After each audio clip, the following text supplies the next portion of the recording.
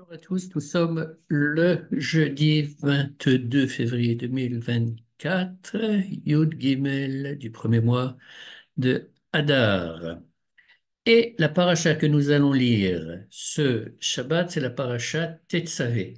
Cette paracha qui traite principalement des vêtements du Kohen Gadol, du grand prêtre et des autres prêtres, est connue comme étant la seule paracha depuis la première paracha du Shemot où il est mentionné la naissance de Moshe, de Moïse, etc., jusqu'à la fin de la Torah, où le nom de Moshe n'apparaît pas. Et bien entendu, cela a interpellé nos maîtres. Et j'ai appris cette semaine une très jolie, une très belle interprétation. Avant de la partager avec vous, je vais vous redonner le cadre de cette histoire et pour ceux d'entre vous qui ne connaissent pas la tradition, enfin l'interprétation classique qui explique cette absence du nom de Moshe dans la paracha Tetzavé, je reviendrai dessus. Alors en fait, la clé, comme vous le savez sans doute, se trouve dans la paracha de la semaine prochaine, qui est la paracha Kitissa, qui est la fameuse paracha dans laquelle il y a l'épisode du veau d'or. Donc comment ça se passe? Moshe est monté pour recevoir l'étape de la loi, la Torah. Il reste un peu plus de 40 jours d'après les calculs des enfants d'Israël qui sont au bas de leur montagne. Et donc, un doute s'empare d'eux et ils décident de faire le veau d'or.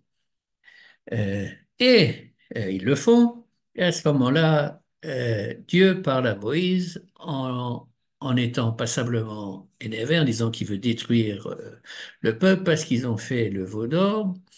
Moshe parvient, si je puis m'exprimer ainsi, à calmer la colère de Dieu, il redescend de la montagne, il brise les tables de la loi, comme vous le savez, il s'adresse au peuple et ensuite il remonte, il détruit le veau d'or, il le réduit en poudre, il fait boire les Bnei Israël un mélange d'eau et de ces petites paillettes, tout ce qui est resté d'or de ce veau d'or, et il remonte une deuxième fois sur le mont Sinaï pour recevoir les deuxièmes tables de la loi. Et avant que, que cela se passe, ces deuxièmes tables, il va intercéder maintenant que le veau d'or a été détruit, il est dans une meilleure position pour intercéder auprès de Dieu pour qu'il pardonne au peuple. Et ça se passe dans le chapitre 32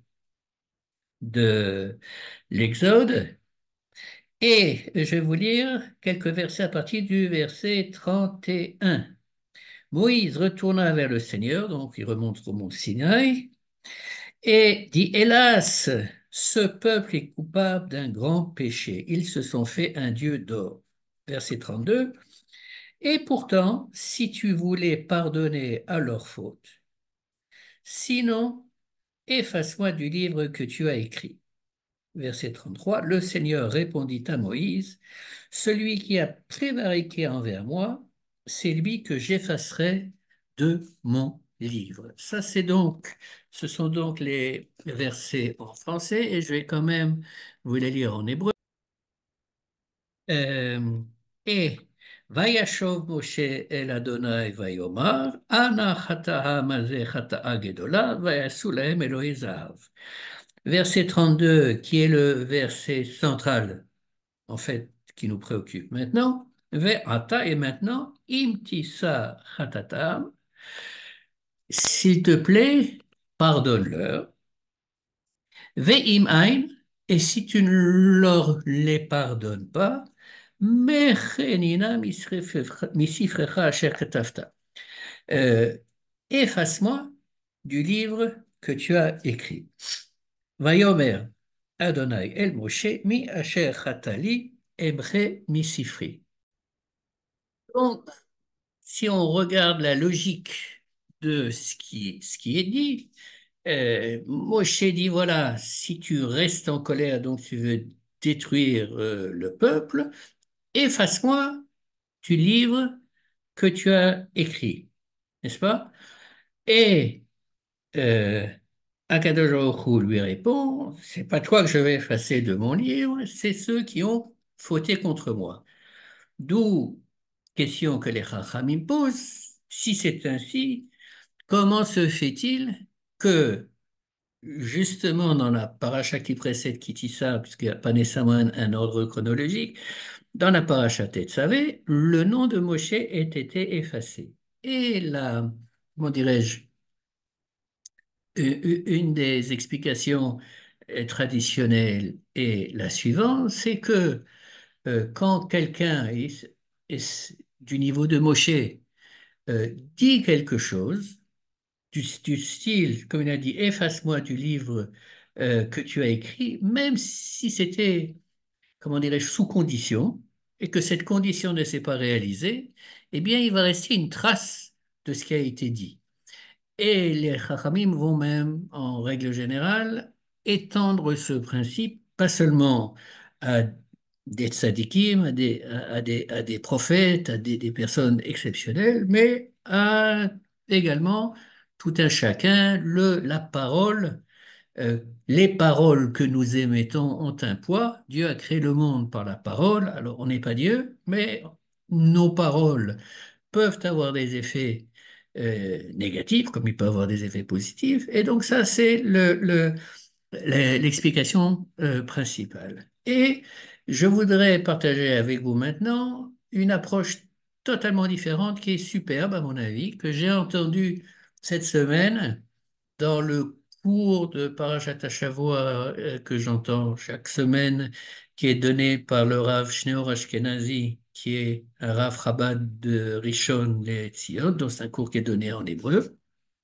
Et cet enseignement provient du père du dernier rabbi de Lubavitch. Maintenant, pour comprendre cet enseignement, il faut revenir en fait euh, dans comment dirais-je, dans le chapitre 32, il faut revenir un petit peu en avant.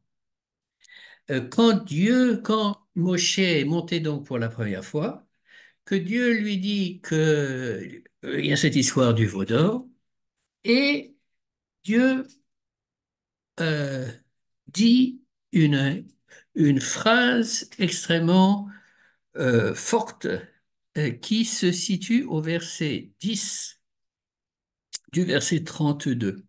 Je vais la lire d'abord en hébreu. Ve'ata, et maintenant, Hanichali, laisse-moi, Ve'yichar api bahem va'achalem, et je vais laisser cours à ma colère contre eux, je vais les détruire, les exterminer. Ve'ese otecha legoy gadol, et je ferai de toi un grand peuple. Oui, ça c'est le verset qui va servir de base au père du Rabbi de Lubavitch pour proposer une lecture du Pshat assez fantastique du verset où il est écrit efface-moi du livre que tu as écrit.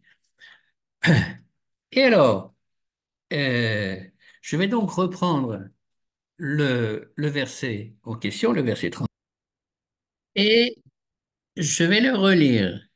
Donc, et pourtant, dit Moshe à Kadosh Baruch Hu, si tu voulais pardonner à leurs fautes, sinon efface-moi du livre que tu as écrit. Donc, dans la structure grammaticale, logique de ce verset, la lecture est celle que j'ai dit tout à l'heure. Si tu pardonnes, eh bien c'est très bien, mais si tu ne leur pardonnes pas, alors efface-moi du livre que tu as écrit. Et le père du rabbi de Lubavitch propose une lecture de ce verset différente, qui est la suivante. Moshe, tout d'un coup, découvre, donc quand il est en haut et que Dieu lui révèle que le peuple a fauté en faisant le veau d'or, Dieu lui dit, je vais détruire tout le peuple et de toi, je ferai une grande nation, je rebâtirai un Am Israël. Et ça, dit le père du rabbi, c'est quelque chose pour Moshe qui est absolument impensable. Il ne peut pas imaginer, accepter que à cause de lui, de son existence même, oui, ça mette en péril tout un Israël, oui. Et par conséquent, il propose de lire le verset de la manière suivante, que tu pardonnes ou que tu ne pardonnes pas, efface-moi, peux, je ne peux pas être, je ne peux pas exister si le simple fait d'être met en péril, en danger, tout un Israël.